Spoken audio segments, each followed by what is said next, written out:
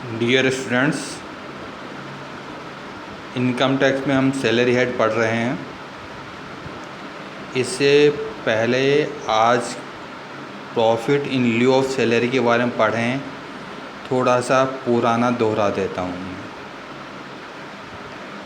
Salary head में बताया था, सैलरी हेड में मॉनेटरी सैलरी जो हमको मिली है न्यू पेंशन स्कीम 2004 के अंतर्गत एम्प्लॉयर का कंट्रीब्यूशन जो प्राप्त हुआ है, प्रॉफिट इन लिeu ऑफ सैलरी तथा परकेजेट्स, इन चारों का योग सैलरी हेड में टैक्सेबल होगा। आज हम प्रॉफिट इन लिeu ऑफ सैलरी के बारे में पढ़ेंगे। इनकम टैक्स के अंतर्गत धारा 17(3) में करदाता को निम्न से जो आय प्राप्त होती है उनको भी सैलरी हेड में कर योग्य माना जाता है। इनमें earned leave, gratuity, pension, compensation, voluntary service पर रिटायरमेंट के समय जो पैसा मिला, प्रोविडेंट फंड के बारे में, इंश्योरेंस पॉलिसी के बारे में जो पैसा मिला है, उनके संबंध में नियम दिए गए हैं और नियमानुसार इसी हेड में उनको कर योग्य करना है। तो प्रॉफिट इन लिeu ऑफ सैलरी, इसका अर्थ पता लग गया कि हमको सैलरी के स्थान पर या सैलरी के साथ साथ निम्न लाभ भी हमको मिले हैं, वह भी सैलरी हेड में टैक्सेबल होंगे। सबसे पहले इनमें लेते हैं अर्न लीव्ड। अर्न लीव्ड का मतलब होता है कि सरकारी कर्मचारी या अन्य कर्मचारियों को नियमानुसार कुछ अवकाश प्राप्त होते हैं। इनमें से कुछ अवकाश का उपयोग यदि कर्मचारी नहीं करता है तो सेशन के एंड में वह समाप्त हो जाते हैं। कुछ उसकी जो छुट्टियां उसने उपयोग नहीं ली है वह उनके अवधि में जोड़ के आगे कैरी फॉरवर्ड कर दी जाती है। कर्मचारी को यह सुविधा प्राप्त होती है कि इन छुट्टियों का वह नगदीकरण प्राप्त कर सकता है। वह नगदीकरण ही अर्न लीव कहलाती है। अर्न लीव को नियम ध्यान में रखिएगा कि सेवा काल के दौरान प्राप्त अवकाश का वेतन यदि कर्मचारी सरकारी और गैर सरकारी है, दोनों के लिए यह टैक्सेबल होगा। और यदि रिटायरमेंट के समय है, उसको रिटायरमेंट के बाद उसको कोई अर्न लीव से पैसा प्राप्त हुआ है तो वह सरकारी कर्मचारी की दिशा में तो पूर्णतः कर मुक्त होगा, और यदि वह गैर सरकारी कर्मचारी है तो निम्न में से जो राशि कम होगी वह कर मुक्त मानी जाएगी। ये निम्न इनके बारे में नियम है। वास्तव में प्राप्त अर्जित अवकाश वेतन की राशि 10 माह का औसत वेतन के आधार पर उसका वेतन, सरकार द्वारा अधिसूचित राशि जो 3 लाख रुपए है, तथा सेवानिवृत्ति पर शेष अर्जित अवकाश की अवधि का औसत वेतन के आधार पर वेतन। इन चारों में से जो राशि कम होगी वह राशि कर योग्य नहीं होगी, यानी कर मुक्त होगी। अब हमको समझ में आ गया कि अर्न लीव का मतलब क्या है। ऐसी अवकाश जिनका नकदीकरण करने पर कर्मचारी को पैसा प्राप्त होता है।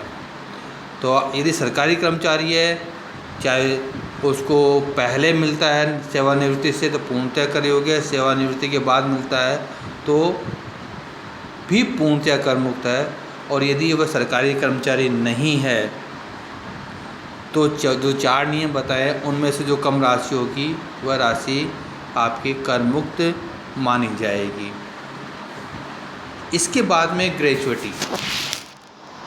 ग्रेच्युटी के बारे में नियम यह है, यदि नियोक्ता द्वारा सेवानिवृत्ति या पहले अवकाश नौकरी छोड़ने पर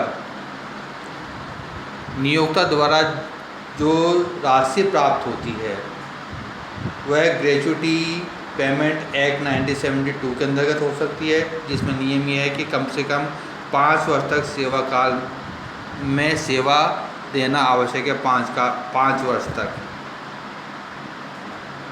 ग्रेच्युटी के बारे में नियम ये भी है कि केंद्रीय सरकार, राज्य सरकार या स्थानीय सत्ता या सुरक्षा में लगे कर्मचारी को सेवानिवृत्ति या मृत्यु पर प्राप्त ग्रेच्युटी की राशि पूर्णतया कर मुक्त होती है। अन्य समस्त कर्मचारियों के लिए ग्रेच्युटी राशि एक सीमा तक कर मुक्त है, जिसके बारे में नियम ये है, सेवा के प्रत्येक 1 वर्ष के लिए 15 दिन का वेतन। दूसरा नियम है अधिकतम कर मुक्त राशि जो वर्तमान में 20 लाख रुपए है। और तीसरी वास्तविक प्राप्त राशि। इन तीनों में से जो राशि सबसे कम है वह कर मुक्त होगी।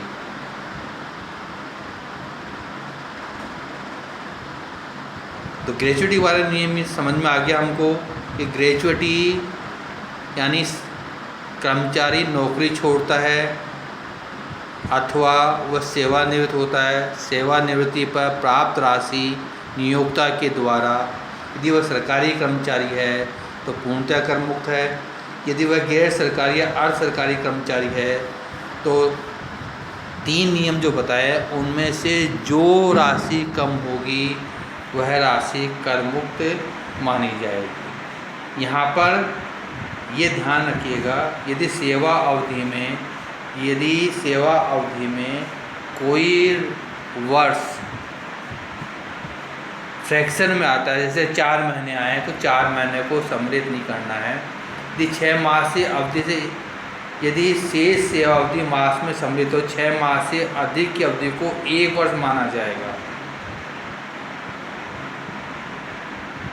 माह में 26 दिन मानते हुए 1 दिन का वेतन काउंट किया जाएगा।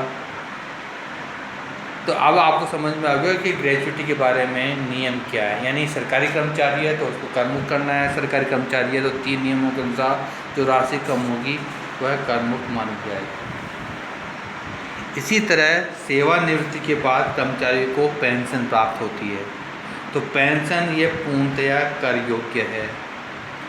मासिक आधार पर जो पेंशन मिलती है वह पूर्णतया कर योग्य है।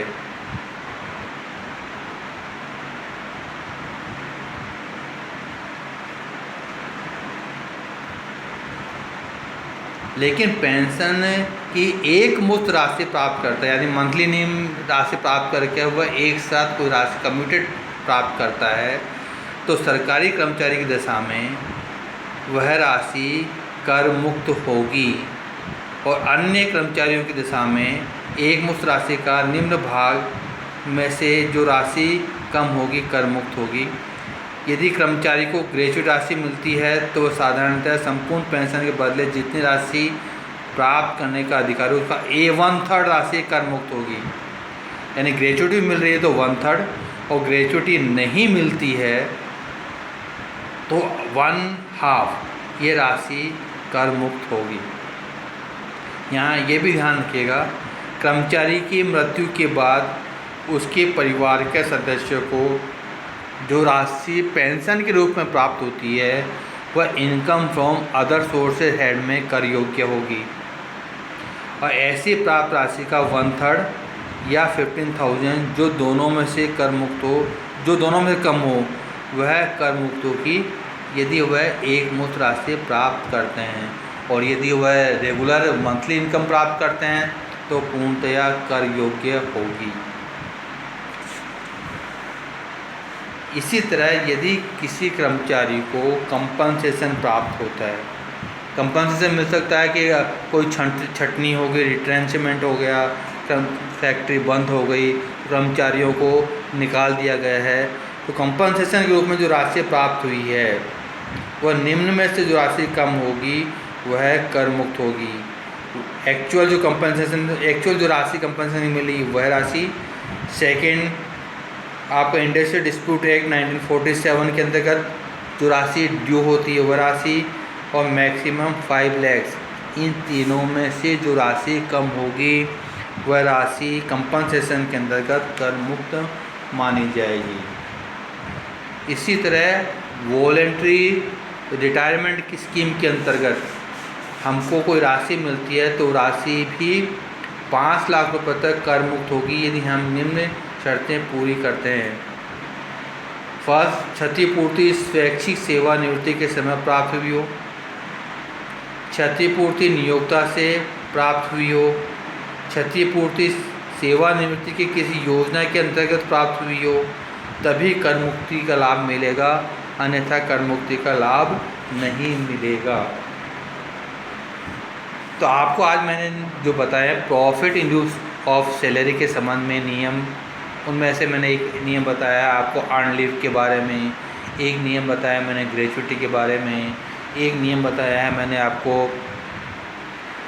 पेंशन के बारे में, और लास्ट में बताया कंपनसेशन के बारे में। तो इन के नियमों के बारे में कोई भी आपको कन्फ्यूज़न हो तो आप व्हाट्सएप पर मुझसे पूछ सकते हैं। अभी न्यूमेरिकल जब हम स्टार्ट करेंगे तब ये सब नियम हमको काम आएंगे वहाँ पर। तो ये नियम हमको याद करने चाहिए, पर बार बार जितनी बार पढ़ेंगे उतनी बार हमको ये नियम स्पष्ट हो जाएंगे, और प्रैक्टिकल जब न्यूमेरिकल क्वेश्चन करेंगे तो हमारे लिए उपयोगी सिद्ध होंगे। कल अगले वीडियो के अंदर हम प्रोविडेंट फंड के बारे में क्या नियम है, इन नियमों के बारे में आपको बताऊंगा। Thank you.